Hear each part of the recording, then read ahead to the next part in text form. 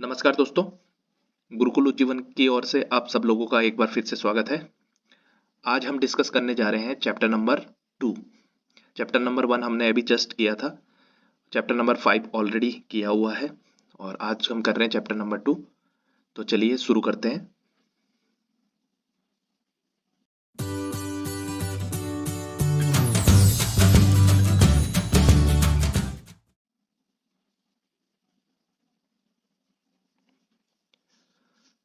दोस्तों, चैप्टर का नाम है concept and role of mutual fund.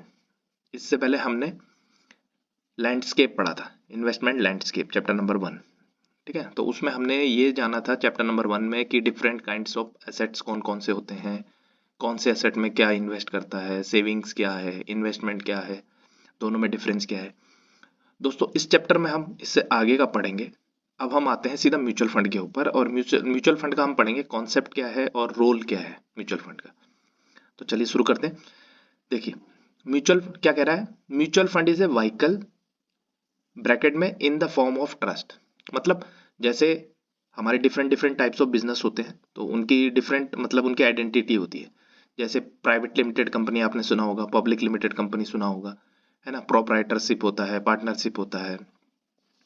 वैसे ही म्यूचुअल फंड क्या है, इसकी आइडेंटिटी क्या है, कोई कंपनी है, क्या है ये। तो दोस्तों, इंडिया में जो म्यूचुअल फंड काम करते हैं वो एज ए ट्रस्ट काम करते हैं, है ना, इन द फॉर्म ऑफ ट्रस्ट काम करते हैं।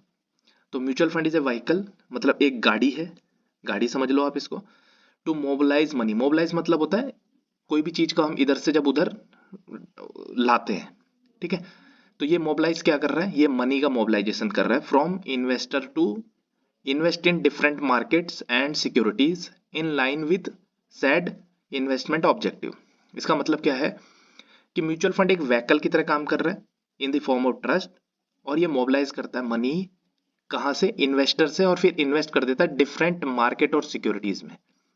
डिफरेंट मार्केट और सिक्योरिटीज हमने चैप्टर नंबर 1 में देखे थे, क्या है, जैसे इक्विटी है, कमोडिटी है, उसके बाद आपका फिक्स इनकम है, ठीक है, रियल एस्टेट है। तो ये डिफरेंट टाइप्स के जो भी सिक्योरिटीज या डिफरेंट मार्केट से उसमें ये इन्वेस्ट कर देता है। उसके बाद लिखा है इन line with set investment objective, मतलब हर एक स्कीम का एक ऑब्जेक्टिव होता है, तो उसी लाइन पे चलते हुए, उसी कहे वे पे चलते हुए काम करता है। दूसरे पॉइंट में क्या कह रहा है दोस्तों, दूसरे पॉइंट में कह रहा है through investment in mutual fund an investor can get access to equities, bonds, money market instruments and other securities. देखो, इन्वेस्टमेंट मतलब through mutual fund, mutual fund के थ्रू हम क्या क्या एक्सेस ले सकते हैं। जैसे हमको इक्विटी का एक्सेस मिल जाता है, मतलब आप म्यूचुअल फंड्स के थ्रू इक्विटी में भी इन्वेस्ट कर सकते हो, बॉन्ड्स में भी कर सकते हो, मनी मार्केट इंस्ट्रूमेंट में भी कर सकते हो, और अदर सिक्योरिटीज जो भी होती है उनमें कर सकते हो। उसके बाद क्या कर रहा है, विद प्रोफेशनल मैनेजमेंट सर्विसेज। मतलब ऐसे नहीं है कि कोई भी कर रहा है, एक प्रोफेशनल फंड मैनेजमेंट सर्विस भी आपको इसके साथ मिलेगी। मतलब कि जो आपके पैसे को इन्वेस्ट कर रहे हैं वो प्रोफेशनल है, लंबे टाइम से इसी फील्ड का उनको एक्सपीरियंस है, ठीक है ना। उसके बाद क्या कह रहा है, mutual fund offer different kinds of scheme to cater to the need of diverse investor. देखो, हम कहीं पर भी जाते हैं तो हमारी अलग अलग नीड्स होती हैं, ठीक है, अलग अलग डिमांड्स होती है। हम मिठाई की दुकान में भी जाते हैं, किसी को गोलगप्पे अच्छे लगते हैं, किसी को लड्डू अच्छे लगते हैं, किसी को बर्फी अच्छी लगती है, कोई समोसा अच्छा लगता है, ठीक है। तो सेम वे में म्यूचुअल फंड में भी जब हम इन्वेस्टमेंट के लिए जाते हैं तो वहां पर ऐसा नहीं कि एक ही टाइप का इन्वेस्टमेंट है, हर किसी के अलग अलग ऑब्जेक्टिव है, अलग अलग गोल्स है, फिनेंशियल गोल्स है ना। चैप्टर नंबर 1 में भी हमने पढ़ा था, शादी करनी है बच्चों की, वो एक फिनेंशियल गोल है, घर बनाना है वो फिनेंशियल गोल है, रिटायरमेंट प्लान करना है वो फिनेंशियल गोल है। तो हर एक गोल को पूरा करने के लिए अलग अलग हमारे पास स्ट्रेटेजी होंगी, अलग अलग स्कीम्स होंगी, ठीक है। तो डाइवर्स का मतलब डिफरेंट डिफरेंट इन्वेस्टर के हिसाब से अलग अलग म्यूचुअल फंड स्कीम बनाई गई है। फिर कह रहा है the money that is raise from investor ultimately benefit governments, companies and other entities directly और indirectly for funding of various project और पेइंग फॉर वेरियस एक्सपेंसेस। अब इसमें एक चीज और ये बता रहे हैं कि जो मनी है रेज किया जाता है इन्वेस्टर से, वो अल्टीमेटली बेनिफिट करता है गवर्नमेंट के, कंपनीज का कैसे करता है, जैसे मान लो हमने किसी कंपनी के शेयर खरीदे तो उसको पैसा गया। गवर्नमेंट को कैसे करता है, मान लो गवर्नमेंट के हमने बॉन्ड्स खरीदे हैं, ठीक है, तो गवर्नमेंट को डायरेक्टली इनडायरेक्टली फायदा हो रहा है। ठीक है ना, हमने उसके बॉन्ड्स खरीदे हैं, गवर्नमेंट इतने बड़े बड़े प्रोजेक्ट्स कर रही है, रोड बना रही है, तो इसके बॉन्ड्स देती है, तो वो बॉन्ड्स में हम हेल्प करते हैं, गवर्नमेंट को पैसा देते हैं, उसके बदले में गवर्नमेंट हमको इंटरेस्ट देती है। ठीक है, और डायरेक्टली इनडायरेक्टली कैसे हो गया, मान लो कि आप लोग LIC में इन्वेस्ट कर रहे हो, तो LIC अपने पैसे को कहाँ डाल रहा है, वो भी तो इक्विटी में डाल रहा है, वो भी तो सिक्योरिटीज में डाल रहा है। ठीक है, अब हम आते हैं इन्वेस्टमेंट के ऑब्जेक्टिव पे। देखो, इन्वेस्टमेंट हम करते हैं उसके ऑब्जेक्टिव के हिसाब से, ठीक है, जो कि हम अलग अलग ऑब्जेक्टिव हमारे हो सकते हैं। तो ये क्या कह रहा है, the primary objective of various scheme stem from the basic need of the investor like safety, liquidity and return. देखो, ये चैप्टर 1 में भी हमने पढ़ा था। जब भी हम इन्वेस्ट करते हैं तो सबसे पहले हम बाकी चीज कुछ नहीं देखते, सबसे पहले ये देखते हैं कि जहां हम इन्वेस्ट कर रहे हैं वहां क्या सेफ्टी है मेरे पैसे के लिए। ऐसा तो नहीं है कल के डेट में कंपनी लेके भाग जाएगी, डूब जाएगी। लिक्विडिटी, लिक्विडिटी का मतलब, इसलिए मैंने चैप्टर 1 में कहा था अच्छे से हमको क्लियर होना चाहिए। लिक्विडिटी का मतलब है जब मुझे पैसे चाहिए क्या मिल जाएंगे। और तीसरा दोस्तों रिटर्न, कि जहां हम इन्वेस्ट कर रहे हैं वहां से हमें रिटर्न कितना आएगा, मतलब हमें कितना इंटरेस्ट मिलेगा, कितनी वैल्यू एप्रिसिएशन मिलेगी। ठीक है, फिर हम चलते हैं इन्वेस्टमेंट के ऑब्जेक्टिव्स, और उसके लिए हमारे को टाइप्स ऑफ म्यूचुअल फंड कौन से लेने पड़ेंगे। ठीक है, तो मतलब ये एक तरीके से समझ लो कि ये सारी बीमारियां हैं और ये उनकी दवाइयां हैं, है ना। तो सबसे पहले, the scheme intend to provide reasonable income along with high liquidity by investing in overnight securities having maturity of 1 business day. देखो दोस्तों, ये ओवरनाइट फंड होता है, ये इसकी जो मेच्योरिटी होती है 1 दिन में मेच्योर हो जाता है। आपने बहुत सारे इन्वेस्टमेंट RD FD किए होंगे, पोस्ट ऑफिस, कई चीजें हैं, तो उनकी मेच्योरिटी 1 दिन में नहीं होती कि आप आज पैसा लगाओ कर निकाल लो। ठीक है, तो ये क्या होता है, ये ओवरनाइट फंड होते हैं जिनकी 24 घंटे के अंदर मेच्योरिटी हो जाती है। इसमें कौन इन्वेस्ट करता है, जिनके पास बल्क में अमाउंट पड़ी हुई है लेकिन उनको नहीं पता कब जरूरत पड़ जाएगी, तो उनको क्या चाहिए, हाई लिक्विडिटी चाहिए। लेकिन पैसे को ऐसे तो नहीं है कि बैंक में ही रखे रहेंगे, तो वो क्या करते हैं, इन टाइप्स के ओवरनाइट फंड में इन्वेस्ट कर देते हैं, तो 24 घंटे भी पैसे को नहीं छोड़ना है। ठीक है, दूसरे उस पर आ जाते हैं, to generate capital appreciation income from portfolio mainly invested in equity and equity related instrument. Capital appreciation का मतलब क्या होता है, मान लो हमारे पास 50 लाख रुपए पड़े हुए हैं या 5 लाख रुपए पड़े हुए हैं, अब हम क्या चाहते हैं कि इसमें कैपिटल में मतलब एप्रिसिएशन होता रहे, मतलब ये थोड़ा बहुत बढ़ता रहे। तो ऐसे लोग जो ऐसे इन्वेस्टर्स हैं जिनकी ऐसी नीड है, वो मेनली इन्वेस्ट करते हैं इक्विटी या इक्विटी रिलेटेड इंस्ट्रूमेंट्स में, तो उसमें जाएंगे, वो जाएगा इक्विटी फंड में। तीसरे पे आता है, the primary objective of the scheme is to,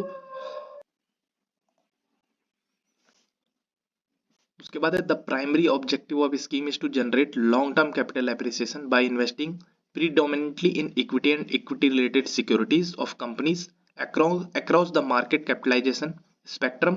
The fund also invest in debt and money market instruments with a view to generate regular income. देखो दोस्तों, ये क्या है, ये बात हो रही है हाइब्रिड फंड की। हाइब्रिड फंड क्या होता है, मिक्सचर होता है इक्विटी का और डेप्ट का। मतलब डेप्ट मतलब फिक्स इनकम फंड, जैसे चैप्टर नंबर 1 में हमने समझा था कि डेप्ट फंड और इक्विटी फंड, डेप्ट और फिक्स इनकम फंड दोनों एक ही है। डेप्ट और फिक्स इनकम, फिक्स इनकम क्या होते हैं, जिनमें जनरली हम आज आप लोग सब इन्वेस्ट कर रहे हैं, जैसे FD RD, है ना, वो क्या कहते हैं, कन्या समृद्धि योजना, सुकन्या, ये सारी की सारी क्या है, ये फिक्स इनकम फंड्स होते हैं, या इनको हम दूसरी लैंग्वेज में डेप्ट फंड बोल सकते हैं। तो अभी जो ये प्राइमरी ऑब्जेक्टिव ऑफ स्कीम ये हम जो पढ़ रहे हैं, ये है हाइब्रिड फंड के बारे में। हाइब्रिड फंड क्या होता है, ये कॉम्बिनेशन है इस फिक्स इनकम फंड का और इक्विटी फंड का, डेप्ट और इक्विटी का। ठीक है, तो ये दोनों में इन्वेस्ट करता है। उसके बाद आते हैं फिक्स इनकम फंड का। इक्विटी हमने देख लिया, हाइब्रिड देख लिया, ओवरनाइट देख लिया, अब आते हैं fix income fund. The primary objective of the scheme is to generate a steady stream of income through investment in fix income securities. Fix income securities, है ना, इसके थ्रू हम म्यूचुअल फंड के थ्रू, इसमें क्या होता है, थोड़ा कम रिटर्न मिलता है, बट इसमें रिस्क लगभग ना के बराबर होता है। ठीक है, तो ना के बराबर क्यों होता है, क्योंकि ये पूरा पैसा अपना कहाँ इन्वेस्ट कर देते हैं, फिक्स इनकम फंड में। ठीक है, उसके बाद हम चलते हैं investment policy and important concept. The schemes investment policy would disclose 2 aspect, asset allocation and investment style. देखो, कोई भी स्कीम को हम 2 एस्पेक्ट्स में बांट सकते हैं, पहला है एसेट एलोकेशन और दूसरा है इन्वेस्टमेंट स्टाइल। ठीक है, इंपॉर्टेंट कॉन्सेप्ट के बाद उसमें क्या आता है, अच्छा, एसेट एलोकेशन क्या होता है, हम अपना एसेट कहाँ एलोकेट कर रहे हैं। मान लो जैसे अभी हाइब्रिड की बात की, तो हाइब्रिड क्या करता है, इक्विटी और डेप्ट दोनों में लगाता है। ठीक है। अब गिल्ट फंड की बात करेंगे। गिल्ट फंड क्या करता है, 80% पैसा अपना गवर्नमेंट सिक्योरिटीज में इन्वेस्ट करता है। तो ये क्या हो गया, एसेट एलोकेशन हो गया। ठीक है। इंपॉर्टेंट कॉन्सेप्ट में दोस्तों यूनिट्स को हाईलाइट किया हुआ है। यूनिट्स देखो, कॉन्सेप्ट क्या है, आप जब भी कोई चीज खरीदते हो, मान लो आप म्यूचुअल फंड खरीद रहे हो, तो क्या खरीद रहे हो म्यूचुअल फंड में, हमें क्या मिलता है। मान लो कि मैं बोलूं कि मैंने ये म्यूचुअल फंड खरीदा है, तो हम उस म्यूचुअल फंड को नापेंगे कैसे, भाई कितना है तेरे पास। जैसे हम कहते हैं कि इक्विटी में मैंने शेयर खरीदे, तो वो पूछता कितने शेयर है। सेम वे में जब हम म्यूचुअल फंड में कहते हैं मैंने ये म्यूचुअल फंड खरीदा है, इसका ये वाली स्कीम मैंने खरीदी, तो वो ये पूछते हैं कि तुम्हारे पास स्कीम कितनी है, तो इसकी तुम्हारे पास यूनिट्स कितनी है, उस स्कीम की तुम्हारे पास यूनिट्स कितनी है। तो अगर हम बोलते हैं 100 यूनिट है, तो उसकी एनएवी से पता लगा सकते हैं कि तुम्हारे पास अभी कितना टोटल वैल्यू का फंड है तुम्हारे पास। तो मान लो मैं कह रहा हूँ 100 यूनिट्स है मेरे पास, और एनएवी नेट एसेट वैल्यू चल रही है मान लो 50 रुपए, तो 100 इंटू 50, 5000 का इन्वेस्टमेंट है। ठीक है, तो यूनिट्स हमको मिलती है। तो क्या कह रहे थे, investment that an investor make in scheme is translated into certain number of unit in the scheme, thus an investor in a scheme is issue unit of the scheme. हम जो भी पैसा देते हैं उसके बदले में, जब हम इन्वेस्टमेंट के लिए पैसा देते हैं तो उसके बदले में हमको स्कीम्स मिलती है, यूनिट्स मिलती हैं। ठीक है, उसके बाद हम आते हैं फेस वैल्यू पे। देखो, टिपिकली वर्ड का यूज किया हुआ है। तो face value, typically every unit has a face value of ₹10। जो भी एनएफओ में जब म्यूचुअल फंड ऑफर किया जाता है, तो उसमें हर एक यूनिट का जो प्राइस होता है, मतलब फेस वैल्यू होता है, वो 10 रुपये ही रहता है, 10 रुपीज रहता है। उसमें कोई मतलब लॉजिक वॉजिक कुछ नहीं है। 10 रुपये क्योंकि ईजी है, हम उससे आराम से कैलकुलेट कर सकते हैं, इसलिए 10 रुपीज रखा गया है। सेम जब शेयर मार्केट में कोई नया आईपीओ आता है, तो वहां पर भी 10 रुपीज की फेस वैल्यू होती है, उसके ऊपर जो भी प्राइस होता है सारा प्रीमियम होता है। ठीक है, अब हमको निकालनी, मानो यूनिट की कैपिटल क्या है। हमारा जो कोई भी एक स्कीम है, उसकी अगर यूनिट कैपिटल निकालनी हो तो कैसे निकालेंगे, तो उसका है the number of unit issue bye scheme multiply by its face value ₹10, जो हमने ऊपर पढ़ा टिपिकली 10 होती है, is the capital of the scheme its unit capital. मान लो एक कोई म्यूचुअल फंड है, उसने 1 लाख यूनिट निकाली, तो 1 लाख इंटू 10 हम अगर मल्टीप्लाई करेंगे तो क्या हो जाएगा, 10 लाख। तो 10 लाख मतलब उस पूरे यूनिट कैपिटल है उनकी। ठीक है, इंपॉर्टेंट कॉन्सेप्ट में और हम देखेंगे, इसमें होते हैं रेकरिंग एक्सपेंसेस। हाँ दोस्तों, ये बहुत सारे क्वेश्चन आते हैं इसमें कि म्यूचुअल फंड में एएमसी जो भी एक्सपेंसेस होती है वो किससे चार्ज करती है, मतलब उसको पे कौन करता है। तो दोस्तों, पे कौन करेगा, म्यूचुअल फंड किसके फायदे के लिए काम कर रहा है, इन्वेस्टर के फायदे के लिए। तो जिसका फायदा हो रहा है, खर्चा कौन पे करेगा, खर्चा भी इन्वेस्टर करेगा। ठीक है, लेकिन इसमें एक क्वेश्चन और पूछते हैं और थोड़ा कंफ्यूजिंग हो जाता है कि खर्चा तो इन्वेस्टर पे कर रहा है, लेकिन वो खर्चे को फिक्स कौन कर रहा है, कौन उसको निर्धारित कर रहा है। ठीक है, कि इतना खर्चा होना है, इतना नहीं होना चाहिए। तो वो खर्चा जो फिक्स करता है वो होता है SEBI, security and exchange board of India. ऐसा नहीं कि म्यूचुअल फंड अपने मनमाने तरीके से कुछ भी खर्चा लगा देंगे इन्वेस्टर पे, नहीं। सेबी के बिना, सेबी के रूल्स के बिना कुछ भी एडिशनल चार्ज नहीं कर सकते। तो रैकरिंग एक्सपेंसेस हम देखते हैं। देखो, सबसे पहले जो रैकरिंग वर्ड है, रैकरिंग हमने बहुत बार सुना होगा, आरडी आपने सुनी होगी। ठीक है, मैंने आरडी की हुई है। एफडी, एफडी का मतलब फिक्स डिपॉजिट। आरडी का क्या होता है, आरडी का मतलब होता है रैकरिंग डिपॉजिट। फिक्स डिपॉजिट में हम एक टाइम पे पैसे इन्वेस्ट करके छोड़ देते हैं। रैकरिंग में क्या करते हैं हम, रैकरिंग का मतलब होता है बार बार होने वाला। ठीक है, तो बार बार होने वाला डिपॉजिट वो हो जाता है आरडी, रैकरिंग डिपॉजिट। और बार बार होने वाले खर्चे वो क्या हो जाते हैं, रैकरिंग एक्सपेंसेस। तो क्या है, द फीस और commission paid to various mutual fund come out of the expenses charged to the mutual fund scheme, these are known as recurring expenses। देखो सिंपल इसमें बताता हूँ, रोज के जो खर्चे होने वाले हैं, ठीक है, स्टाफ की सैलरी है, बिजली का बिल है, इंटरनेट का बिल है, ये सारे जो भी खर्चे हैं इनको हम रैकरिंग एक्सपेंसेस करते हैं। जैसे हमारे घर के होते हैं, सब्जी लाना, दाल आटा चावल, ये सब क्या है, रैकरिंग एक्सपेंसेस है। तो सेम म्यूचुअल फंड के जो डेली के रोजमर्रा के जो खर्चे होते हैं उनको रैकरिंग एक्सपेंसेस कहा जाता है। अब आता है NAV, ये बहुत इंपॉर्टेंट है और आगे आपको लगातार इसके अच्छे से कॉन्सेप्ट क्लियर होना चाहिए। NAV का मतलब होता है net asset value. Net asset value क्या है, जैसे अभी पीछे हमने देखा था कि हमारे पास 100 यूनिट है, तो उसको क्या है, हम जो करंट मार्केट प्राइस है उसको इनटू करेंगे। 100 यूनिट है, ठीक है, इस स्कीम का अभी करंट मार्केट प्राइस क्या चल रहा है, ठीक है, NAV क्या चल रहा है, तो हम चेक करेंगे कि इसका NAV 50 रुपये है। तो 100 इंटू 50 करके हमको पता लग जाएगा कि 5,000 रुपये का इन्वेस्टमेंट है। ठीक है। तो नेट क्या बोल रहा है, the net realisable value per unit in case the scheme is to be liquidated. Liquidated का मतलब है जब हम उसको मैच्योर कर, मतलब रिडीम कर लेते हैं, पैसा निकाल लेते हैं अपना, तो कितना पैसा हमें मिलेगा, how much money could be generated if all the holding of scheme are said and sell, are sell, said नहीं है, are sell and converted into cash, और कैश में हम उसको कन्वर्ट कर लेते हैं, तो क्या हमें मिलेगा, वो नेट एसेट वैल्यू है। अब हम आते हैं एयूएम पे।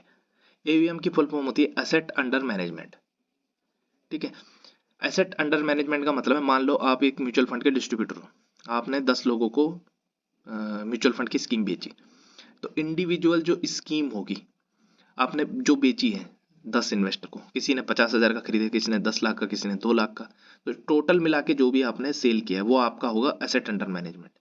अब एयूएम अगर स्कीम का, किसी म्यूचुअल फंड का एयूएम, तो क्या होगा, टोटल नंबर ऑफ इन्वेस्टर जितने भी इन्वेस्ट किए उस स्कीम में, उन्होंने कितना पैसा लगाया, वो उस स्कीम का, म्यूचुअल फंड का क्या होगा, एयूएम, एसेट अंडर मैनेजमेंट।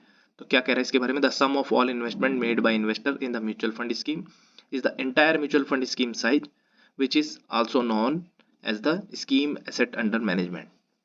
ठीक है, उसके बाद आता है, अब आते हैं मार्क टू मार्केट। देखो मार्क टू मार्केट कुछ नहीं है, कंफ्यूज नहीं होना इससे। मार्क टू मार्केट का मतलब है current market price. Mark to market का मतलब है करंट मार्केट प्राइस। तो क्या कह रहा है, the process of valuing each security in the investment portfolio of the scheme at its current market value is called mark to market.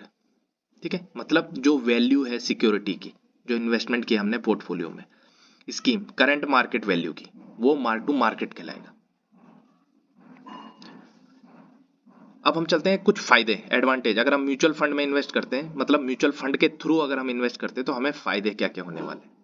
तो दोस्तों सबसे पहला फायदा है, हमको मिलता है प्रोफेशनल मैनेजमेंट। प्रोफेशनल मतलब जो इसके मास्टर है। दूसरा क्या मिलता है, पोर्टफोलियो डाइवर्सिफिकेशन। डाइवर्सिफिकेशन का मतलब है हमारे पैसे को अलग अलग जगह इन्वेस्ट कर दिया गया, उसको कहेंगे डाइवर्सिफिकेशन। तीसरा है economies of scale. Economies of scale का सिंपल मीनिंग ये होता है बड़े पैमाने पे जब हमारे को फायदा मिलता है। ठीक है, बड़े पैमाने पे कैसे, मान लो आपके पास 500 रुपये इन्वेस्ट करने के लिए, तो आप कहाँ करोगे, ठीक है, लेकिन आपके पास मान लो 5 करोड़ आ जाते हैं, तो आप ऐसी ऐसी जगह और ऐसे ऐसे बिजनेस में इन्वेस्ट कर सकते हो जो आप कम लागत में नहीं कर सकते थे। तो economy of scale, mutual fund में क्या होता है, म्यूचुअल फंड के पास तो बहुत पैसा होता है, हमारे जैसे बहुत सारे लाखों इन्वेस्टर होते हैं, तो उनसे मिलके म्यूचुअल फंड बहुत बड़ा पैसे वाला हो जाता है, तो वो क्या करता है, इसका इकोनॉमी ऑफ स्केल में बेनिफिट लेता है। चौथा है ट्रांसपेरेंसी। ट्रांसपेरेंसी मतलब आपको पता है मेरा म्यूचुअल फंड, उसके ऊपर सेबी है, एमफी है, ठीक है, वेबसाइट्स हैं, सारी चीज़ें हैं, बहुत सारे इसके ऊपर रेगुलेशंस हैं, तो ट्रांसपेरेंसी है, आपको डेली पता रहेगा मेरा पैसा कहाँ कितना कैसे इन्वेस्ट है, मुझे कितना चार्ज देना होगा, कितना टैक्स लगेगा, सब कुछ ट्रांसपेरेंसी। फिर आता आगे लिक्विडिटी, मतलब मुझे जब जहाँ पैसा चाहिए होगा मुझे मिल जाएगा, उसके लिए मैं वैसी स्कीम में इन्वेस्ट करूंगा। जैसे अभी पीछे हमने देखा था कि ओवरनाइट फंड सिर्फ 24 घंटे के लिए। ठीक है, टैक्स डिफरल या टैक्स सेविंग। ठीक है, देखो टैक्स डिफरल टैक्स सेविंग क्या है, हम जहां भी इन्वेस्ट करते हैं तो हम ये भी देखते हैं कि मुझे यहाँ से टैक्स में क्या बेनिफिट होगा। ठीक है, जितने भी इन्वेस्टमेंट हम करते हैं तो उससे हमें टैक्स में कुछ छूट मिलती है, तो वो हमको मिलती है म्यूचुअल फंड के थ्रू। फिर है कन्वीनियंट ऑप्शन। कन्वीनियंट ऑप्शन मतलब हमारी सहूलियत के हिसाब से वो ऑप्शन अवेलेबल। हम गोल्ड में इन्वेस्ट करना चाहते हैं, गोल्ड ETF ले लो। हम कमोडिटी में इन्वेस्ट करते हैं, कमोडिटी का म्यूचुअल फंड ले लो। हम इक्विटी में इन्वेस्ट करते हैं, इक्विटी का ले लो। हम इक्विटी और डेप्ट दोनों में करना चाहते हैं, हाइब्रिड ले लो। तो कन्वीनियंट ऑप्शन है। फिर है इन्वेस्टमेंट का कंफर्ट। देखो जब तुम्हारे पैसे को ट्रांसपेरेंसी मिलेगी, इकोनॉमी ऑफ स्केल मिलेगा, प्रोफेशनल मैनेजमेंट मिलेगा, लिक्विडिटी मिलेगी, तो क्या होगा, इन्वेस्टमेंट का कंफर्ट हो गया अपने आप आराम से सो सकते हो। फिर है रेगुलेटरी कंफर्ट, जैसे हमने ऊपर डिस्कस किया था, सेबी, ये सब चीजें हैं, तो ये रेगुलेटरी का भी हमको कंफर्ट है। फिर है सिस्टमेटिक अप्रोच। देखो एक सिस्टम बना हुआ है, म्यूचुअल फंड कैसे इन्वेस्ट करता है, सारी चीजें है ना, सिस्टमेटिक अप्रोच। आप SIP के थ्रू भी इन्वेस्ट कर सकते हो, तो ये क्या सब क्या है, पार्ट ऑफ सिस्टम है। Limitation of mutual fund. अब दोस्तों कोई भी चीज होती है तो ऐसा नहीं है उसके सारे फायदे ही होते हैं, कुछ ना कुछ लिमिटेशन हर किसी के अंदर होती है, चाहे वो कितना अच्छा प्रोडक्ट हो, है ना। तो इसमें क्या है लिमिटेशन हमारे पास, लैक ऑफ पोर्टफोलियो कस्टमाइजेशन। देखो हमारे पास बहुत सारे टाइप्स के म्यूचुअल फंड है, ये है क्या कहते हैं, चाइल्ड फंड है, उसके बाद तुम्हारा पेंशन फंड है, तुम्हारा हाइब्रिड है, हाइब्रिड भी 3 टाइप के हैं, बट फिर भी क्या कह रहे हैं कि पोर्टफोलियो में कस्टमाइजेशन है। आप दुकान में गए, आपने कहा मेरे को समोसा दे दो बिना चटनी के, दूसरे ने कहा मेरे को समोसा दे दो हरी चटनी, तीसरे ने कहा मेरे को समोसा दे दो हरी और लाल दोनों चटनी में, चौथा क्या कह रहा है मेरे को दही के साथ दे दो, अब एक कह रहा है मेरे को मियोनीज के साथ दे दो। तो सारी चीजें नहीं मिल सकती कि जैसा आप चाहो बिल्कुल, तो थोड़ा बहुत ये पोर्टफोलियो में कस्टमाइजेशन की कमी की बात हो रही है। दूसरी तरफ क्या करें, चॉइस ओवरलोड, इतने सारे चॉइस है लोग कंफ्यूज हो जाते हैं कौन सा खरीदें, तो चॉइस का ओवरलोड है। फिर तीसरा क्या करें, नो कंट्रोल ओवर कॉस्ट, जो खर्चे हैं म्यूचुअल फंड के जैसे अभी हमने देखे थे, तो उन खर्चों पे हमारा कंट्रोल नहीं है। फिर चौथा क्या है, नो गारंटेड रिटर्न। देखो इक्विटी में अगर हम इन्वेस्ट कर रहे हैं या मार्केट उसमें सिक्योरिटीज में इन्वेस्ट कर रहे हैं, तो उसमें गारंटी नहीं होती कि कितना रिटर्न मिलेगा। कोई भी नहीं बता सकता कि इक्विटी में अगर आप इन्वेस्ट कर रहे हो तो कितना आपको रिटर्न मिलेगा, या गोल्ड आज से 1 साल बाद कितना होने वाला है, कोई नहीं बता सकता। तो ये थोड़ी बहुत लिमिट्स है। म्यूचुअल फंड, देखो म्यूचुअल फंड कितने टाइप के हैं, मैनेजमेंट स्टाइल से, एक्टिव फंड के स्टाइल से, पैसिव फंड। ठीक है, तो सबसे पहला management style, active fund, passive fund. इधर structure of fund, open ended, ठीक है, close end fund, interval fund. इधर है स्कीम के बेस पे, स्कीम बेस पे क्या है, इक्विटी स्कीम, डेप्ट स्कीम, हाइब्रिड स्कीम और सॉल्यूशन स्कीम। इन्वेस्टमेंट यूनिवर्स में इक्विटी, इक्विटी स्कीम मतलब जो इक्विटी में इन्वेस्ट करती है, फिक्स इनकम फंड जो कि डेप्ट में इन्वेस्ट करता है, मनी मार्केट फंड, ठीक है, जो उसमें ट्रेजरी बिल्स और इन सब में इन्वेस्ट करता है, और गोल्ड फंड या इंटरनेशनल फंड। ये कुछ म्यूचुअल फंड हमको बताए, तो इसका कुछ कुछ पे हम समझते हैं। ओपन एंड क्या होता है, क्लोज एंड क्या होता है, और इंटरवल क्या होता है। देखो ओपन एंड फंड क्या होता है, इसमें ओपन एंड, देखो वर्ड में आप समझो, जिसका एंड ओपन है, मतलब आप अंदर जाओ और एंड कभी भी कर सकते हो, कोई फिक्स नहीं है। आप आज एंट्री लो, 1 महीने बाद आप बंद करना चाहते हो, आपको आपका पैसा मिल जाएगा, उसको कहेंगे ओपन एंड। क्लोज एंड में क्या है, आप एंटर कर जाओ, लेकिन एंड क्या है इसका फिक्स है पहले से, 3 साल से पहले नहीं हो सकता, 2 साल, 5 साल, 7 साल, ठीक है, क्लोज एंड मतलब एंड क्लोज है। तीसरा क्या है, इंटरवल, ये कॉम्बिनेशन है ओपन एंड और क्लोज एंड का। ये क्या होता है, एनएफओ आता है, आप इन्वेस्ट करो, फिर ये क्लोज हो जाता है, फिर उसके बाद कुछ टाइम के लिए खुलता है इंटरवल, उसमें ये बोलता है भैया जिसको इन्वेस्ट करना है वो करे रहो, और जिसको इससे एग्जिट करना है वो एग्जिट कर लो, जिसको नए को एंट्री करनी नई एंट्री कर लो। तो ये क्या हो गया, इंटरवल फंड हो गया। इक्विटी स्कीम सबको जैसे नाम से ही पता चल रहा है, जो इक्विटी में इन्वेस्ट करता है। डेप्ट मतलब जो फिक्स इनकम फंड में इन्वेस्ट करता है। हाइब्रिड जो डेप्ट और इक्विटी दोनों में इन्वेस्ट करता है। ठीक है, इसके आगे वाले चैप्टर्स में हम इसमें पढ़ेंगे कि हाइब्रिड कितने टाइप के होते हैं। सॉल्यूशन स्कीम है, जैसे रिटायरमेंट के लिए हो गया, बच्चों की एजुकेशन के लिए हो गया, वो सॉल्यूशन हो गए। ठीक है, इक्विटी स्कीम, अब कुछ स्कीम के बारे में बताया, जैसे multi cap fund. Multi cap fund क्या है, अलग अलग कैप में इन्वेस्ट करते हैं। ठीक है, और इसमें क्या होता है, more than 65% investment in equity, 65% से ज्यादा पैसा इक्विटी में इन्वेस्ट होना चाहिए, तो ही वो मल्टी कैप कहलाएगा। दूसरे में क्या कह रहे हैं, large cap fund. Large cap fund क्या है, लार्ज कैप जो टॉप 100 कंपनियों में इन्वेस्ट कर रहे हैं। टॉप 100 किस वे में, जो सबसे बड़ी कंपनियां हैं जिनकी कैपिटल सबसे ज्यादा है। तो नंबर 1 पे मान लो कि रिलायंस है, नंबर 2 पे टाटा है, नंबर 3 पे एसबीआई है। तो ऐसे करके जो टॉप 100 कंपनियों में इन्वेस्ट करते हैं उनको कहा जाता है लार्ज कैप फंड। और लार्ज कैप फंड में भी 80% से ज्यादा पैसा ये लार्ज कैप में लगाते हैं। तीसरा आता है mid cap fund. Mid cap में क्या है, 65% से ज्यादा पैसा मिड कैप में होना चाहिए। मिड कैप नीचे लिखा हुआ है, देखो ग्रीन उसमें हाईलाइट किया हुआ है, 101 से लेकर 250 तक की जो कंपनियां हैं मार्केट कैपिटलाइजेशन के हिसाब से उनमें इन्वेस्ट करेगा। ठीक है, फिर स्मॉल कैप का भी दे रखा है, 250 51 से ऊपर जितनी कंपनियां वो सब स्मॉल कैप में आएंगी। Dividend yield fund. Dividend yield fund क्या होता है, देखो डिविडेंड क्या होता है, सबसे पहले हमें ये पता करना है। डिविडेंड होता है, हम शेयर में अगर इन्वेस्ट करते हैं, इक्विटी में इन्वेस्ट करते हैं, तो हमको क्या मिलता है, हमको ऑनरशिप मिलती है, हम उतने प्रतिशत जितना हमने शेयर किया है उसके हम मालिक हैं कंपनी के। तो मालिक को क्या मिलता है, प्रॉफिट या लॉस। तो डिविडेंड को प्रॉफिट का ही एक नाम है इक्विटी में। इक्विटी में जब आपको प्रॉफिट देते हैं तो उसको हम कहते हैं डिविडेंड देना। तो कुछ म्यूचुअल फंड क्या करते हैं, वो ऐसे स्टॉक फाइंड आउट करते हैं, चूज करते हैं कि जो ऐसे स्टॉक में इन्वेस्ट करते हैं स्कीम्स जो डिविडेंड बहुत अच्छा देते हैं। ठीक है, तो investing in dividend yielding stock, जो अच्छा डिविडेंड देते हैं ये उनमें स्टॉक करते हैं, तो उसको डिविडेंड यील्ड फंड कहते हैं। वैल्यू और कॉन्ट्रा फंड। ठीक है, वैल्यू और कॉन्ट्रा, हाँ वैल्यू क्या है, मान लो कि कुछ कंपनीज हैं, हमको लगता है कि इसकी वैल्यू बहुत डाउन है, लेकिन जो फंड मैनेजर हैं, जो उसके टेक्निकल एनालिसिस है, वो क्या सोचते हैं कि नहीं इसमें अच्छी वैल्यू फ्यूचर में हमको दिखेगी, तो क्या करते हैं वो उसमें इन्वेस्ट कर लेते हैं। फिर है फोकस फंड। फोकस फंड क्या होता है, ये कहता है कि भैया हम 30 स्टॉक या 10 स्टॉक या 15 स्टॉक, मतलब मैक्सिमम 30 तक हो सकते हैं, मिनिमम कुछ भी हो सकता है। तो ये क्या करते हैं, ऐसे स्टॉक पकड़ लेते हैं, मान लो इन्होंने 20 स्टॉक पकड़े, तो ये उन्हीं 20 पे फोकस करते हैं, तो उसको कहते हैं फोकस फंड। फिर है सेक्टोरल या थेमेटिक फंड। सेक्टोरल क्या होता है, मान लो एक पर्टिकुलर सेक्टर है, जैसे इक्विटी मार्केट क्या है, सेक्टर में बटा हुआ है, जैसे फार्मा का सेक्टर, जैसे रियल एस्टेट का सेक्टर, जैसे एफएमसीजी का सेक्टर, जैसे आपका पावर का सेक्टर, तो ये सारे सेक्टर हैं, तो ये किसी एक पर्टिकुलर सेक्टर में पैसा लगाता है और 80% तक पैसा उसी सेक्टर में लगा देता है। फिर आता है ELSS, equity link saving scheme. ये होती है जनरली टैक्स सेविंग के लिए, ठीक है, और इसका लॉक इन पीरियड होता है, क्लोज एंड होता है, आप 3 साल से पहले इसको बेच ही नहीं सकते हो, कुछ भी हो जाए, ठीक है। तो ये ईएलएसएस फंड होता है, इक्विटी में इन्वेस्ट करता है। नीचे ये दे रखा है नोट्स में, लार्ज कैप कौन सी कंपनी होती है, मिड कैप कौन सी होती है, स्मॉल कैप कौन सी होती है। अभी हमने जो पढ़ी थी वो थी इक्विटी की स्कीम, अब हम पढ़ रहे हैं डेप्ट की स्कीम, मतलब फिक्स इनकम फंड में।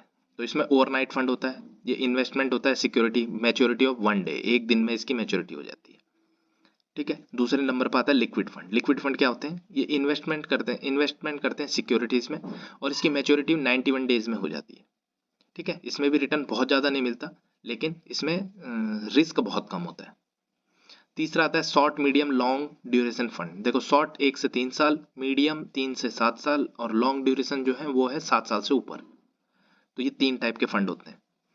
फिर है मनी मार्केट फंड, ठीक है, ये मनी मार्केट सिक्योरिटीज में इन्वेस्ट करते हैं और इनकी मेच्योरिटी होती है 1 साल, ठीक है। मनी मार्केट को जो कंट्रोल करता है वो कौन करता है, अगर क्वेश्चन आता है, बहुत बार पूछा जाता है, तो सेबी नहीं आएगा। मनी मार्केट को जो रेगुलेट करता है वो होता है रिजर्व बैंक ऑफ इंडिया, ठीक है, आरबीआई। मनी मार्केट, पैसे से याद रखना, पैसा, मनी, मनी मतलब पैसा, और पैसा reserve bank of India control करता है। फिर आता है डायनेमिक बॉन्ड, ठीक है, ये ओपन एंडेड होता है, डायनेमिक, ये डेप्ट में स्कीम इन्वेस्टिंग है, ठीक है, ये अपने डेप्ट में इन्वेस्ट करती है। फिर है corporate bond fund, minimum 80% of investment in A plus corporate bond, ठीक है। जो बॉन्ड होते हैं ना उनको रेटिंग दी होती है, AAA, AA+, ट्रिपल AA, सी, तो ये सारी रेटिंग है। तो कॉर्पोरेट बॉन्ड फंड अगर कहीं पर आता है तो मिनिमम 80% कॉर्पोरेट बॉन्ड में इन्वेस्ट होना चाहिए, और वो भी कौन से रेटिंग की, AA+ रेटिंग वाले में, तो उसको कहा जाएगा कॉर्पोरेट बॉन्ड फंड। फिर है क्रेडिट रिस्क फंड, देखो इसका नाम ही है क्रेडिट रिस्क फंड, मिनिमम 65% ए कॉर्पोरेशन कॉर्पोरेट बॉन्ड में इन्वेस्ट करता है। ये क्या होता है, ये जो बॉन्ड होते हैं थोड़े रिस्की होते हैं, ठीक है, तो इसलिए इसको क्रेडिट रिस्क फंड कहा जा रहा है। बैंकिंग एंड पीएसयू फंड, देखो PSU public sector unit, 80% investment डेप्ट इंस्ट्रूमेंट में करता है, बैंकिंग में और पब्लिक सेक्टर यूनिट्स में, मिनिमम 80%। फिर आता है गिल्ट फंड, देखो गिल्ट फंड बहुत इंपॉर्टेंट है, इसके लगभग 2-3 क्वेश्चन, मतलब 2-3 मार्क्स आपको आने ही आने हैं। तो गिल्ट फंड क्या होता है, 80% इन्वेस्टमेंट कहाँ कर रहा है, गवर्नमेंट सिक्योरिटीज में, इसलिए इसको कुछ लोग समझाने के लिए या याद रखने के लिए कहते हैं गवर्नमेंट बॉन्ड है, ये गवर्नमेंट फंड है। गवर्नमेंट फंड नहीं है ये, लेकिन ये गवर्नमेंट सिक्योरिटीज में ही पैसा इन्वेस्ट करता है, तो इसमें रिस्क का कोई सवाल नहीं आता। लेकिन इसमें एक क्वेश्चन आता है कि गिल्ट फंड में कौन सा रिस्क होता है, तो इसमें रिस्क होता है इंटरेस्ट रेट रिस्क, क्योंकि गिल्ट फंड काम करता है इंटरेस्ट रेट में, तो आरबीआई कभी भी इंटरेस्ट बढ़ा देती है, घटा देती है, ठीक है, अकॉर्डिंग टू जो उसको पॉलिसी में नीड होती है उसके हिसाब से ये अपना रेट बढ़ाती घटाती है, लेकिन उस रेट के बढ़ने या घटने की वजह से गिल्ट फंड पे डायरेक्ट असर पड़ता है। फिर आता है फ्लोटर फंड। फ्लोटर फंड क्या करता है, ये 65% इन्वेस्टमेंट करता है फ्लोटिंग रेट इंस्ट्रूमेंट्स में। फ्लोटिंग रेट इंस्ट्रूमेंट मतलब जो फ्लोट करते हैं, मतलब फ्लक्चुएट करते हैं, ठीक है, अप एंड डाउन, जिनके रेट बढ़ते घटते रहते हैं, ये उस वाले इंस्ट्रूमेंट्स में इन्वेस्ट करता है। हाइब्रिड स्कीम, ये बहुत इंपॉर्टेंट है, हाइब्रिड स्कीम, ठीक है। हाइब्रिड स्कीम क्या है, हाइब्रिड स्कीम कॉम्बिनेशन है, सबसे पहले जैसे हमने देखा था डेब्ट और इक्विटी का, ठीक है, डेप्ट में भी इन्वेस्ट करते हैं और इक्विटी में भी इन्वेस्ट करते हैं, तो उसको कहते हैं हाइब्रिड स्कीम। अब हाइब्रिड स्कीम 3 प्रकार की होती है, जैसे पहली है कंजर्वेटिव, दूसरी है बैलेंस, इसको मॉडरेट भी कहते हैं, और तीसरी है एग्रेसिव हाइब्रिड।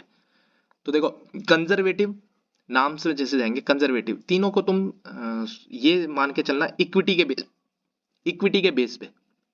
इक्विटी का बेस क्या है? कंजर्वेटिव इक्विटी में बहुत कम इन्वेस्ट करती है, कितना करती है? तो 25% तक। बैलेंस में कितना करते हैं? बैलेंस नाम ही बैलेंस है, मतलब दोनों तरफ बराबर, इक्विटी में भी और डेप्ट में भी, तो ये बैलेंस हो गया। एग्रेसिव कंजर्वेटिव का अपोजिट है। कंजर्वेटिव सिर्फ 25% इक्विटी में कर रहा है, एग्रेसिव सिर्फ 25% डेप्ट में कर रहा है, मतलब 75%, 75% कहाँ इन्वेस्ट कर रहा है? इक्विटी में। एग्रेसिव है ये, ठीक है। इससे रिलेटेड काफी सारे क्वेश्चंस भी आते हैं कि अगर कोई इन्वेस्टर है और उसको हाई रिटर्न चाहिए और हाई रिस्क भी लेने को तैयार है, तो वो कौन सी कैटेगरी में आएगा? तो वो कैटेगरी क्या है? एग्रेसिव। क्वेश्चन आता है कि कोई इन्वेस्टर है, वो इन्वेस्ट करना चाहता है लेकिन उसको इक्विटी बहुत कम इन्वेस्ट करनी है, तो कौन सा लेना चाहिए उसको? तो आंसर आता है कंजर्वेटिव, ठीक है। तो कंजर्वेटिव 25% तक इन्वेस्ट करता है इक्विटी में, बाकी सब इन्वेस्ट करता है डेप्ट में। बैलेंस क्या करता है? 50-50। और एग्रेसिव क्या करता है? 75% इन्वेस्ट करता है इक्विटी में और 25% तक इन्वेस्ट करता है केवल डेप्ट में। Multi asset allocation. Multi asset allocation, जैसे ये तो डेप्ट और इक्विटी दो में इन्वेस्ट कर रहा है, लेकिन मल्टी एसेट एलोकेशन क्या होता है? वो कम से कम 3 इंस्ट्रूमेंट में इन्वेस्ट करता है। जैसे चैप्टर नंबर 1 में हमने देखा था, इक्विटी होता है, डेप्ट होता है, कमोडिटी होता है। तो मान लो मल्टी एसेट एलोकेशन है, ये इक्विटी में भी कर रहा है और रियल एस्टेट में भी कर रहा है और डेप्ट में भी कर रहा है, तीनों जगह कर रहा है। लेकिन फिर कंडीशन एक और आ जाती है, तीनों में कम से कम 10-10% होना चाहिए, ठीक है। 10% ए में, 10% बी में, 10% सी में, तीनों एसेट कैटेगरी में कम से कम 10% का इन्वेस्टमेंट होना चाहिए, तभी वो मल्टी एसेट एलोकेशन कहलाएगा। Arbitrage fund. आर्बिट्रेज फंड क्या होते हैं? आर्बिट्रेज फंड काम करते हैं प्राइस मूवमेंट में, ठीक है, प्राइस चेंज में ये गेम खेलते हैं। मान लो आपने अगर शेयर मार्केट देखा होगा तो एनएससी और बीएससी दो स्टॉक एक्सचेंज है, सेम रेट सेम शेयर दोनों जगह ट्रेड करता है। मान लो कभी रेट का डिफरेंस आ गया, एनएससी में रिलायंस चल रहा है 2000 का, बीएससी में चल रहा है 1990 का, 10 रुपए का अंतर आ गया, तो वो क्या करता है? एनएससी में खरीदता है, बीएससी में बेच देता है, मतलब रेट में कम में खरीद के ज्यादा में बेच दे रहे हैं। जैसे हमारी सब्जी मंडी होती है, सब्जी मंडी से सब्जी लेकर आते हैं और जो घरों में बेचते हैं वो क्या करते हैं? वहां से 10 रुपए किलो टमाटर लाते हैं, यहाँ 20 रुपए किलो बेच देते हैं। तो जो प्राइस में जो चेंजेस है, ठीक है, ये उस पर काम करता है। Investing arbitrage opportunity with minimum investment in equity and equity related instrument shall be 65% of total asset, equity में होना चाहिए। सम मोर फंड, जैसे सॉल्यूशन ओरिएंटेड स्कीम, जिसको नाम से ही पता चल रहा है, retirement fund, retirement solution oriented scheme having a lock in, कम से कम 5 साल का लॉक इन होता है, या टिल रिटायरमेंट एज, जो भी पहले आ जाए। दूसरा चिल्ड्रन फंड होता है, investment for children having lock in for at least 5 year, same 5 year जैसे रिटायरमेंट, इसके लिए भी, ठीक है। अदर स्कीम में जैसे इंडेक्स फंड है, कोई पर्टिकुलर इंडेक्स में अगर इन्वेस्ट कर देता है। इंडेक्स क्या होता है? मान लो जैसे निफ्टी, सेंसेक्स, बैंक निफ्टी, ये क्या है? हमारे इंडेक्स है। तो कोई म्यूचुअल फंड कह रहा है भाई हम ज्यादा दिमाग नहीं लगाएंगे, हम तो निफ्टी में इन्वेस्ट कर देंगे, भारत की टॉप 50 जो कंपनी है उनमें इन्वेस्ट कर देंगे, तो वो क्या कहलाएगा? Index fund. और 95% पैसा इसका टोटल उसी निफ्टी में फिर इन्वेस्ट हो जाएगा। आखिरी है फंड ऑफ फंड। देखो नाम में ही आंसर छुपा हुआ है, फंड ऑफ फंड। कुछ म्यूचुअल फंड क्या करते हैं, वो अपना पैसा कहाँ लगाएं, इक्विटी में लगाएं, डेप्ट में लगाएं, कहाँ लगाएं, तो वो क्या करता है? दूसरे म्यूचुअल फंडों को ही खरीद लेता है। जैसे हम आम जनता, हम म्यूचुअल फंड खरीद रहे हैं, तो ये एक म्यूचुअल फंड है जो दूसरे म्यूचुअल फंड को ही खरीद लेता है, ठीक है, तो उसको कहेंगे fund of fund. Some more fund, कुछ और फंड के बारे में हम डिस्कस करते हैं, तो उसमें फिक्स मैच्योरिटी प्लान, ठीक है, नाम में ही आंसर है। ये are a kind of close end डेप्ट, ये क्लोज एंड होते हैं, डेप्ट में इन्वेस्ट करते हैं। देखो मैच्योरिटी, फिक्स मैच्योरिटी है तो फिक्स मैच्योरिटी इक्विटी तो देगा नहीं, तो इसका मतलब ये डेप्ट में ही इन्वेस्ट करेगा, तभी फिक्स मैच्योरिटी आ सकती है, ठीक है। Investment portfolio is closely align to the maturity of the scheme. जैसे हम बोल देते हैं कि भैया आप आरडी में इन्वेस्ट करो, 5 साल बाद इतना मिलेगा, एफडी में इन्वेस्ट करो 10 साल बाद इतना मिलेगा, तो हम पहले ही बता सकते हैं, बट इक्विटी में नहीं बता सकते। तो आरडी, एफडी ये किस में आते हैं? ये सब आते हैं डेप्ट स्कीम्स में। कैपिटल प्रोटेक्शन फंड, देखो कैपिटल प्रोटेक्शन फंड का काम क्या होता है? मान लो कोई रिटायरमेंट हो गया 50 लाख के साथ, अब वो 50 लाख रुपए बैंक में तो रखेगा नहीं, तो उसको वो चाहता है कि ये प्रोटेक्शन रहे और कैपिटल भी बढ़ती रहे, क्योंकि इन्फ्लेशन क्या है, अगर 50 लाख पड़ा रहेगा तो इन्फ्लेशन तो धीरे धीरे उसकी वैल्यू कम कर देगा, तो हमको उसकी वैल्यू कम नहीं होने देना, कैपिटल को प्रोटेक्ट रखना है। ठीक है, तो उसको हम इन्वेस्टमेंट करते हैं। क्लोज एंड हाइब्रिड फंड होता है ये। हाइब्रिड मतलब जैसे अभी देखा था हमने, इक्विटी डेब्ट दोनों में इन्वेस्ट कर रहा है, लेकिन इसमें इक्विटी का एक्सपोजर बहुत कम होता है। क्यों? क्योंकि हमारा मेन फोकस क्या है, कैपिटल को प्रोटेक्शन करना। कैपिटल एप्रिसिएशन नहीं है, कैपिटल प्रोटेक्शन है। तो इक्विटी में एक्सपोजर कम रहेगा और डेप्ट में ज्यादा रहेगा, that is called capital protection fund. Infrastructure डेप्ट fund, the close ended mutual fund scheme that invest primarily minimum 90% ये इन्वेस्ट करते हैं। ठीक है, द डेप्ट सिक्योरिटी इंफ्रास्ट्रक्चर कंपनी, किसी जो जितने बड़े बड़े इंफ्रास्ट्रक्चर है तो इनके क्या होते हैं, इनके इंफ्रास्ट्रक्चर के फंड ये निकालते हैं, तो ये म्यूचुअल फंड इनको खरीद लेते हैं। ठीक है, इंफ्रास्ट्रक्चर को प्रमोट करने के लिए ये फंड बनाए होते हैं। फिर आखिरी real estate mutual fund. Real estate mutual fund, real estate हमको चैप्टर 1 में पढ़ा था। रियल एस्टेट मतलब जमीन, जमीन से जुड़ा हुआ, ठीक है, बिल्डिंग या मॉल, कुछ भी चीजें हैं। तो 75% या उससे ज्यादा पैसा स्कीम का इन्वेस्ट होता है डायरेक्टली या इनडायरेक्टली रियल एस्टेट एसेट्स में। ठीक है, तो ये रियल एस्टेट म्यूचुअल फंड कहलाएगा। तो दोस्तों इसी के साथ हमारा ये पूरा चैप्टर खत्म होता है। चैप्टर नंबर 2 था ये, बहुत इंपॉर्टेंट चैप्टर है। अभी हम इन चैप्टर्स के क्वेश्चन आंसर भी लेकर आएंगे। तो हमारे टोटल ऐसे 3 वीडियो हो गए। अच्छा, एक और चीज देखने में आ रही है कि स्टूडेंट का इंटरेस्ट नहीं है वीडियोस देखने में। देखो, आपको वीडियोस देखनी होंगी क्योंकि क्वेश्चन काफी अच्छा पूछा जा रहा है, और अगर हमको पूरा कॉन्सेप्ट क्लियर नहीं होगा तो हम आंसर देने में मतलब हमें आसानी नहीं होगी। खाली मॉक टेस्ट रट के और हम अगर लगता है पास हो जाएंगे तो ये आसान नहीं रहा है अभी। केवल मॉक टेस्ट से हम पेपर को, एग्जाम को क्लियर नहीं कर पाएंगे। ठीक है, तो आप चैप्टर पे भी ध्यान दीजिए, अपना कॉन्सेप्ट पूरा क्लियर कीजिए, इसको समझिए, ये आपकी लाइफ टाइम काम आने वाला है, पैसे की पढ़ाई है। ठीक है, तो दोस्तों थैंक यू सो मच, आपने ये वीडियो अंत तक देखा उसके लिए। और आप लोगों के बहुत अच्छे कमेंट्स आ रहे हैं यूट्यूब चैनल पे, इससे ज़्यादा कमेंट मेरे को व्हाट्सएप पे बहुत आ रहे हैं। ठीक है, एक सर ने बहुत किया था कि आप सर फटाफट सारी वीडियोस डालिए। तो थैंक यू आप सब लोगों को जिन्होंने हमको इसके लिए हमारा मतलब हमको प्रोत्साहन दे रहे हैं। ठीक है, हमको इंस्पायर कर रहे हैं और वीडियो बनाने के लिए। तो आपको वीडियो अच्छा लगा तो आप इसको सब्सक्राइब कीजिए, इसको लाइक कीजिए, कमेंट कीजिए। थैंक यू सो मच, जल्दी आते हैं हम एक और वीडियो के साथ।